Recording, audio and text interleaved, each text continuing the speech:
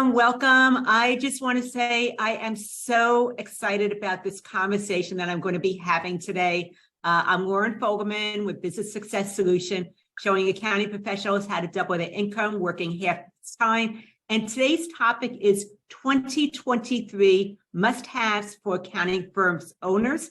And it's with special guest Rob Brown. We've had several conversations, and he is on top of what you need to know in order to be able to stand apart from everybody else, remain relevant, and really be aware of what are some of the things that are happening that you might not realize, but they are absolutely trending. Anyway, what we're going to cover is what your firm want to have your firm to remain relevant and competitive, insights into the top priorities for firm owners, the edge that takes your firm from good to great. So I suggest you have pen and paper ready. Rob is going to share a lot, and we'll also let you know where you can find out more information about him and accounting influences as we wrap up. But let me tell you a little bit about Rob first.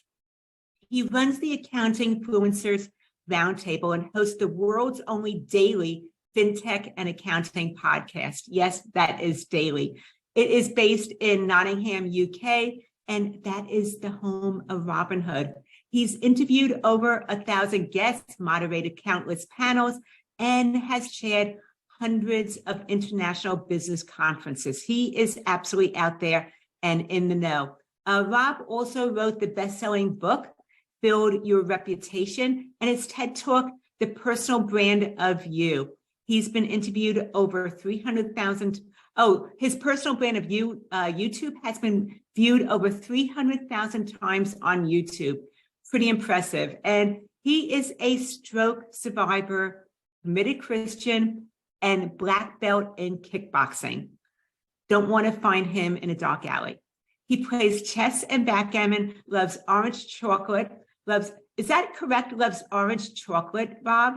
Yeah, it's a flavor of chocolate. We have something in the UK called a chocolate orange, and it's segments of orange chocolate, and it's my absolute favorite. You'll have to give me a visual one day because I have never, ever seen that. But anyway, so much about Rob. I just want to dig into the conversation. Rob, thank you so much for joining me today.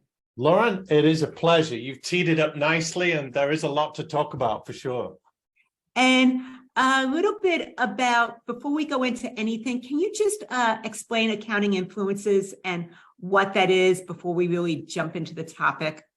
Sure. Well, in the accounting ecosystem, there are so many different places. Obviously, the accountants themselves. And then you could add to that the whole bookkeeping fraternity and all those CPAs out there. Then you look at the ecosystem that serves them. So there's finance companies and software companies and vendors. There's coaches, consultants, trainers, podcasters, gurus like you running communities, all serving the accounting world. So Accounting Influencers gathers those together. We interview them on our podcast, as you said there, called Accounting Influencers. And we have a round table that we're honored that you're a part of called AIR, Accounting Influencers Roundtable. And we form strategic partnerships, we share resources, we share market intelligence, and we debate what's going on in the accounting world and how we can serve the accounting profession better. So that's Accounting Influencers. And if anybody's interested in checking that out, you can find it at accountinginfluencers.com. And we'll put that down below as well, that link later on. Okay, so let's talk about key skills that accountants need to remain relevant as well as competitive. So tell me what you think some of those skills are. Well, for me, there's 5 skills that accountants need to stay competitive. We know the world is changing. We've got threats of AI and automation and tech and everything else. We've got a leaching out of public accounting for whatever reasons in the great resignation, the great recalibration. So accountants are still in the game, though. They're still relevant. I would say these are the 5 skills. Number 1, and this is the foundational one, is technical skills. So and accountants are very good at this, staying on top of the CPE. In the UK, we call it CPD, continued professional development, and keeping up to date with regulations and tax changes and everything else. That's a good skill. That keeps you in the game. But beyond that, you've then got technological skills. And these days, accountants need to know more than how to turn a computer on and off. Now, we're not turning them into geeks, Lauren, but they've got, and not coders even, but they've got to know their way around the technology world. And it serves the younger generation, but you're pretty savvy with tech. And we both know some of the older accountants are pretty good with tech, but as a whole, we're not digital natives. We've not grown up in this world. So we do have to be intentional about staying on top of the tech, because your clients will ask you about the tech. And what's the best tech stack for me? And what tech should I use? I'm a landlord and I've got all of these residential properties, and what's the best software I should be using? So you've got to know your way around that. So that's technological skills. The third is people skills. So this speaks to leadership and persuasion and influence, and being able to communicate what you're doing in a way that brings people along with you for the journey. So those soft skills, if you like, these come under soft skills, really, really important. Anybody can, I wouldn't say anybody can be an accountant, but I do hear stories now about accounting firms that are losing out to coaches, consultants, trainers, financial professionals that are not accounting qualified because they understand the business better and they speak the language of the business better. And that's communication. So people skills are an absolute must. The fourth is selling skills. Now, this is a new one in regards, if you look higher up the food chain in an accounting world, the people that can generate opportunities for the firm, they're the work winners, aren't they? They're not necessarily salespeople. I don't want to put accountants in that box because they hate that word.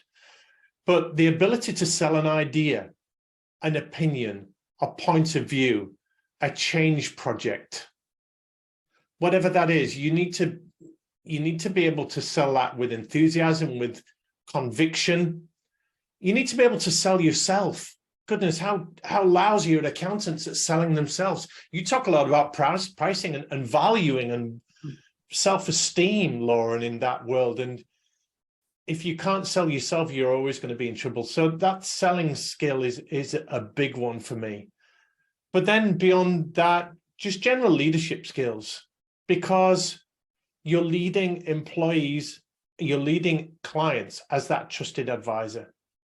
And if you don't step up to that, whatever leadership management looks like, beyond your communication skills, beyond your selling skills, those leadership skills are really, really important to stay relevant, because even the most introverted person in the world will influence and lead 10,000 people in their lifetimes to make some kind of decision or another.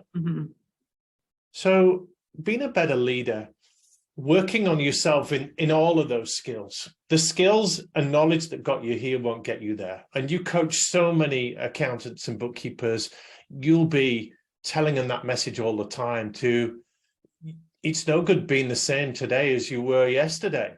You've got to upgrade in some way or another. So they, for me, are the key things that help accountants stay relevant and competitive. And would you add anything to that list, Lauren, too? Well, I think that you originally said 5. Is that correct, Rob? I think so, yeah.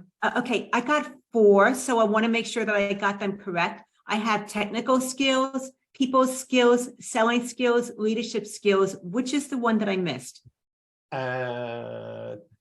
Technical. Not trying to put you on the... No. Technical, then technological. Oh, technical. Excellent. Thank you so much. Then people skills, then selling skills, then leadership. Yeah. Okay, got it. Yeah. Because when you say tech, it could be technical, it could be technological too. Right. Okay. And part of what I think you're talking about is that there's so much that's changing. And the essence is that by nature, so many accounting professionals are waiting for the trends to happen and somebody else testing it out before they go ahead and test it out themselves. They're not always early adopters or trend setters. But what I see, because of the technology and also the ability to communicate what you do differently, is so important. If you don't make those changes and challenge your limits, then you're going to end up being irrelevant and maybe going the way of travel agents and some big iconic firms that couldn't make it or saw the trend too late, and they no longer are there. So it's so important to be on top of these things and really challenging your limits. Otherwise, you're going to be, in the past, and people are going to be moving on. Is that what you've seen also, Rob? Yeah, absolutely. And the big side of becoming irrelevant, obsolete, is that you end up competing on price, Lauren, don't you? That's you're commoditized as an advisor. And we've even heard stories here in the UK, I'm sure it happens where you are, about accounting firms are losing out to business from potential business clients that are not seeking a CPA or a public accountant, but they will go to a software accredited professional that is certified in Intuit QuickBooks or certified in Sage or Xero or some other practice management or some other piece of software, because that software can now do a lot of what the accountant used to do. So if you want to stay relevant, you've got to go beyond that and get away from the commoditization of what you're doing and the automation of what you're doing. So where is the last vestige of relevance for an accountant? And we may talk about this, but it's in the advice that you give, isn't it? And the interpretation and the stories behind the numbers. You speak a lot about that. Right, I do. I think it's similar to your orange chocolate, where who knew that orange and chocolate paired together would be something really delicious that people would want to crave, similar to peanut butter and chocolate also. And I think that that's really the essence of what I hear you talking about, is that if you focus just on the compliance side of accounting, then you're commoditized. You're going to need to remain price sensitive. But that when you look at being future focused and showing your clients how to apply those numbers and that information in order to be able to make better decisions, gain insights that they wouldn't have otherwise, it's like a perfect pairing of what you're already doing and then showing your clients how to apply it to be able to grow or achieve something that's important to them. And that's where the advisory part comes in. And that's where you stand out and people really see the value. Has that been something that you've noticed also, Rob?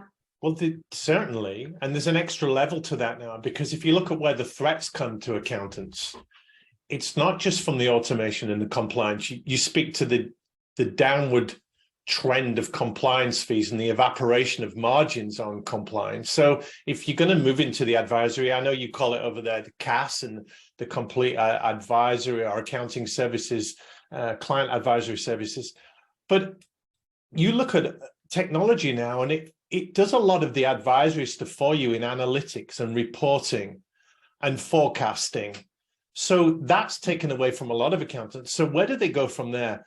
Well, with your coaching head on, you'll know it's not just giving business clients the advice, but holding them accountable to making decisions and taking action on that advice. That's, I feel, where accountants can truly differentiate themselves going forward and stay relevant in the eyes of the business owner, because nobody's doing that for them, and robots can't do that, and technology can't do that. So yeah, by all means, make recommendations, give advice. But if you walk away from the business at that point without saying, right, what are you doing with that advice? And how can I hold you accountable to that? Because we're both agreed it's important and it's the right course of action. Let me help you make the decision, formulate an action plan, and hold your feet to the fire, if you like, to make sure you get that done, because we're all agreed that's going to help your business move forward. That's where many accountants are falling short, which is where the advantages are if you can do that. Absolutely. It's definitely where the separation is between going, as you were talking about, going from good to great. So why don't we just kind of dig into that? Can you tell me a little bit more about the good to great and how you look at that with accounting firm owners? Well, accounting firms have fallen short in two areas, and the pandemic has exacerbated this. The first thing that accountants have not done is being proactive. Now, they've claimed to be proactive. Accountants will tell you all the time, I've never been closer to my clients. My clients are talking to me all the time. Yes, but it took a pandemic to do that. Because when the pandemic hit, accounting firms put up notices on their website saying, we're here for you. But when you called them, they didn't pick the phone up. So they weren't proactive. They weren't calling the clients and saying, hey, how's it going? We're here. What can we do for you? So that proactivity. And there's a huge advantage for firms that are taking the initiative with that and reaching out to not just their own clients, but clients of other firms for whom those CPAs have not been proactive. So those clients have been neglected. And there are three main reasons. There are seven actually, but the three main reasons why people switch accounting firms. The first is a price issue. The second is a service issue. And the third is neglect or lack of relationship. And proactivity speaks to that accountants have not upped their game in being more proactive in reaching out. And you coach them this a lot, Lauren, in asking good questions and uncovering needs and creating opportunities and having those conversations, sometimes off the clock, to find out where they can best serve the client. So that's one battleground, is proactivity. And if accountants can tap into the neglected clients of their competitors, that is a huge advantage that will set them apart. The second is complexity. So many accountants have not upgraded their skills to deal with the more complex world that we live in now. We know how the pandemic's changed things. Have you heard of the phrase VUCA? No, I haven't. So VUCA is a really Googleable term, VUCA. And VUCA stands for volatility, uncertainty, complexity, and ambiguity. And that speaks to how much more nuanced and shaded the world is right now in not being able to understand it. Best practice used to be universal. Now what's best practice last year doesn't work this year. You used to be able to make 1 year and 5 year plans. You can't make a 90-day plan now without something changing. So that's VUCA, that volatility, uncertainty, complexity, ambiguity. And accountants that have not adapted their skills to deal in a more complex world and serve clients with ever more complex requirements as the regulation changes, the business environment changes, the marketplace changes, the way we market, the digital functions, the technology. Accountants that can't stay up to date with that are losing out big time. So that becomes an area of competitive advantage, that if you can stay abreast of what is going on as a firm or even as an individual, you have the opportunity not just to do more for your own clients, but to seize market share from your competition that are not being proactive and not able to serve those clients in a way that equips those businesses to keep moving. So part of what I'm hearing is, first of all, you could be hiding behind your computer, but you need to be able to get out there also in a way that works for you. And so many accounting professionals are more introverted than extroverted. So this sometimes goes back to what you were talking with the people skills and the communication. They have a desire to want to do it, but they don't have the right words. And because they don't know the right words, it throws them off and they end up holding back, which means that they are losing their edge. So that's part of what I see a lot happening. Is that part of what you see also is that sometimes it's not that they don't want to do it, but they don't have the words to do it or the know-how. They need more hand-holding. I love your phrase, Laura, losing the edge, because that speaks to losing a little bit of relevance. And you want clients to be reaching out to you, but you're right. We don't pigeonhole accountants as being the best communicators in the world.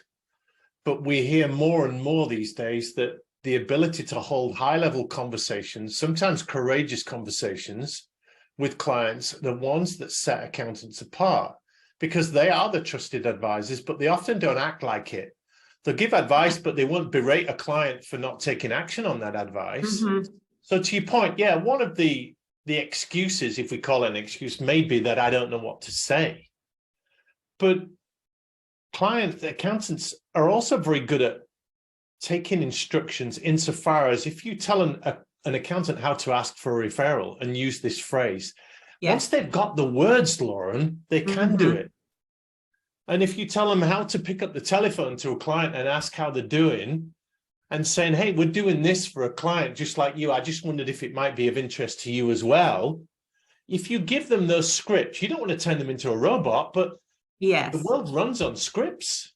You look at you look at one of your favorite movies. I promise you, the best scene in one of your favorite movies has been written, rehearsed, and practiced 100 times and filmed 20 different ways. but yet it still made you feel those things. Same with your favorite song. Those words have been sung by that band or that person 1,000 times, but it still gets you in the heart. So scripts, there's not a problem with scripts and using words. The problem is delivering it in a natural way. So for accountants that do struggle with, I don't know what to say, I don't know how to be proactive, I don't know what words to use, you're very good at giving them examples and word patterns and phrases that they can just turn into their own, adopt to their own personality, put it in their own little nuanced way. And there are 1,000 things they could say to start a conversation with a client. Even from a simple, hey, you came up in a conversation recently with a colleague of mine, and I made a conscious decision to call you and see how you were doing. It doesn't take much, does it? Not at all. I think it's more of hand-holding, and sometimes it's also role-playing. So yes, you talked about actors and musicians. I think that it's important to, once you have those words, not just write them out, but actually do a dress rehearsal, whether it's front of your mirror or with your animals or a partner, but to actually speak them with somebody else, because what you write out and how you actually say it out loud are two different things. And you don't want to sound scripted. You want it to be natural. So I think that scripts are highly valuable, but you have to practice them first. And yes, for sure. And one of the areas where you're excellent, Lauren, is in the pricing conversation. Because accountants, they're scared stiff of that one. We know that, and with good reason. It's not a comfortable conversation to put your pricing up. But you're very good at value pricing and getting what you're worth. And that means going out to existing clients and recalibrating the relationship. An objection is only ever occurring in the absence of value. So you're great at teaching your clients to have those conversations, giving them things they can say, and then going over that with them and role-playing that so they get it down. Ivan Lendl, do you remember the tennis player? He was a great rival of John McEnroe. Ivan Lendl said this quote, "If I don't practice like I know I should, I won't play like I know I can." And when you say, let's practice, let's role play, that's exactly what you're doing. You're doing it in the battle room, the war room, where it doesn't really count, in a favorable environment, so that when you take it out into the heat of battle, when you're talking to a client and they're asking you a tough question, why are you putting my prices up? You've got answers for that, and you can handle yourself in that conversation. And practice goes a long way. You're absolutely right. And that's something that I really took away from when I was doing sports psychology, is if you look at high-level athletes, they spend more time training than actually in competition, whereas professionals, we don't really spend even, a fraction training and preparation. We're just all in competition all the time without any preparation. And the preparation is really what I think does give accounting firm owners those advantages, is because they've thought about it, they've rehearsed it, they have maybe some strategy. They also know what to expect when the what ifs or the pushback comes out. So it's not going to shut them down or throw them off guard. So definitely training, look to athletes, and there's so much we can learn from them. Well, you look at the Olympics, it takes place once every 4 years, but how hard do they train for that one race? Our boxers might fight once or twice a year, but they're in training all of that time, honing their craft. And there's a lot we can learn from professionals like that. Musicians as well might do one big concert, but they're rehearsing all of that time that they're not performing. So yeah, we're professionals. We call it, that's a distinction between the UK and the US. You call it an accounting industry by and large. We call it an accounting profession here, because accountants want to be seen on the same level as doctors and lawyers and architects. This is a profession. We worked hard for our qualifications. We're just as smart as you guys are. It's not an industry, which is perhaps a bit more blue collar, but we've got the qualifications. So they want to be seen on a par with those other professionals. So hence an accounting profession. Okay, so tell me, who has the ear of accountants today, and who are they trusting, paying attention to? Well, it used to be your professional associations and institutes and the AICPA and everything else. They've lost some relevance for sure. We had the advent of gurus And we would listen to the gurus that said, hey, I've ran my firm, I can help you, know, I've done it. So those would be, I've written a book, I've got a podcast, these are the gurus. And accountants would start to listen to them and join their communities. Then the vendors began to have a say in things. This is how you should run your firm. We've got the technology that can help you, even to the point where some vendors are taking clients away from accountants and trying to bypass accountants and get into those business clients because they've got more data on them than the accountant has. Mm-hmm. But for a time, vendors definitely had the ear of CPAs and accountants. Then it became peers. I want to join a network. I want to join a community. I want to join an alliance. I want to talk to people like me. I want to talk to fellow accountants and CPAs. So they then started to have the ear of accountants. Social media. Accountants listen to bloggers, podcasters, those kind of people, that commentary, those insights put out. So they've got an ear on them. But honestly, I think accountants are not listening well at all now. When you say who has the ear of accountants, Mm-hmm. not many. Not many bodies, not many organizations. The one thing we do know accountants pay attention to is the government, because they rarely do things that's not mandated by law and governmental policy and tax and regulation. And I don't want to be unfair to them, but accountants have had everybody speaking at them over many years. And everybody's selling to them and everybody's selling through them and everyone's wanting to get to their ear and get to their business clients Mm-hmm. to sell them stuff. Yes. So there's no reason why. No, it's natural that accountants would start to turn off from the bombarding of messages and advice that they're being given. Now, it leads us to another problem. Accountants then become isolated and insular. So it's important that they pick a guru, they pick a trusted source like a Lauren Fogelman to listen to and say, this is my guide, to guide me through the murky waters of what's going on right now. I trust Lauren. I know how she works. She shares my values. So I would say to accountants, whoever you're listening to, don't listen to too many voices, because a confused marketplace is going to give you all kinds of different messages. But choose 1, 2, 3 sources of information, maybe for different things. Where do you go to for your tech advice? Where do you go to for your conversational advice and your soft skills? Where do you go to for your coaching? Where do you go to advice about practice management? And find those gurus and just simplify the voices coming into your ears. Mm-hmm. What do you think accountants listen to, Lauren? I agree that they listen to a wide range of things. I think that a lot of them are so busy and burned out, they're not listening to anybody. Yeah. Let's just go there. They're working Yeah. too many hours and they don't have the time even to tap into those different things. But if they do, I think they're listening in short little sprints as opposed to listening to the 1 hour, 2 hour, or 3 hour courses unless they're mandated. So I think that when they are listening, they're listening in small little sprints as opposed to things that take too much time, because time is such a commodity for them. And what I want to do before we quickly wrap up is real quickly, let's talk about the mental resilience and well-being, because of the burnout is rampant. It is epidemic and something's got to change. Well, where do you start with that one? But you're absolutely right. Mental well-being is now at a premium. Mm-hmm. And we've come to a point where some of the best leaders are the vulnerable ones. Whereas before in an accounting role, particularly in leadership, you wouldn't want to admit a weakness.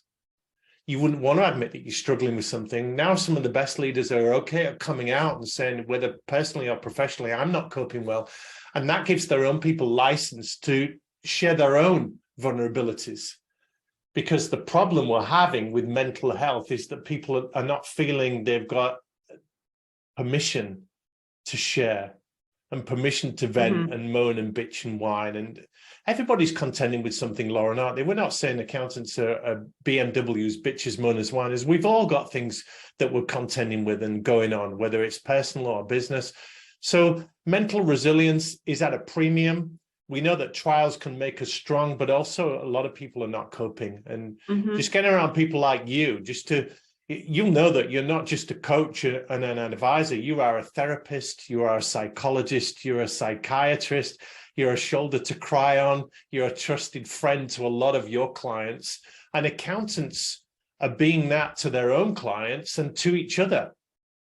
You've heard of CPA firms having mental health first aiders now, where it's not a first aider where if you have a heart attack or break your leg, it's if you have a breakdown or a meltdown or an episode, or you just stress out with something that happens at work, there's somebody that can talk you down off a ledge.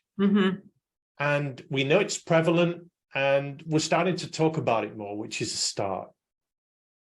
And I think that even for me, when I started to move away from the sports psychology into the coaching, transparency was very, very difficult because you feel vulnerable when you're putting out there things where it's not, you're not perfect. You want to have this particular look and have people view you in a certain way. And then when you are sharing about your own humanity, it feels very vulnerable to do that. But on the other hand, I actually found that it was when it is done in a purposeful way, not just, as you said, the BMW, just to hear myself talk, but for a reason. I think that there's actually a lot of power behind it, because when people see that someone like you, an influencer, has vulnerabilities, it lets them feel that, wow, if he's like that, it's okay for me to be like that too.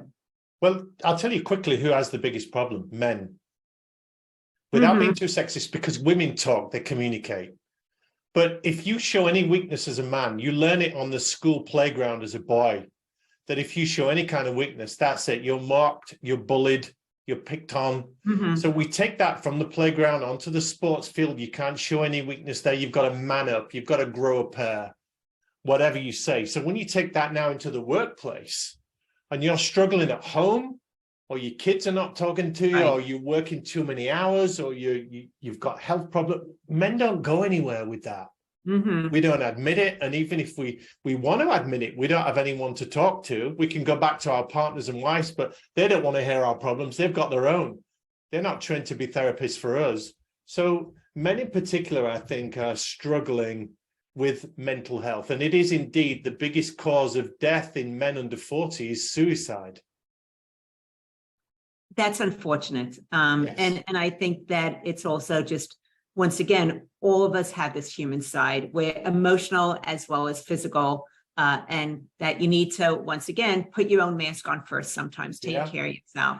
So Rob, I want to be respectful and wrap this up because we could be going on for another hour, but I know that we are all busy. Some of the things that we did talk about is remaining relevant and competitive, top priorities for the firm owners, and that edge that takes you from good to great. So tell me, once again, how can someone find out more about what you do and accounting influencers? Well, certainly I help accounting firms tell their stories by interviewing their people and building up their employer brand. So that may be relevant, and your listeners, watchers can reach out to me on LinkedIn. But certainly the Accounting Influencers podcast, you can check that out on Apple or iTunes or wherever you get your podcasts, even YouTube channel as well, Accounting Influencers. That's a great place for people to join the community if you like, and get another source of good information in addition to all the great things that Lauren Fogelman does. You are so kind. It's been an engaging conversation. Indeed. I want to also acknowledge everybody that has tuned in and joined us today.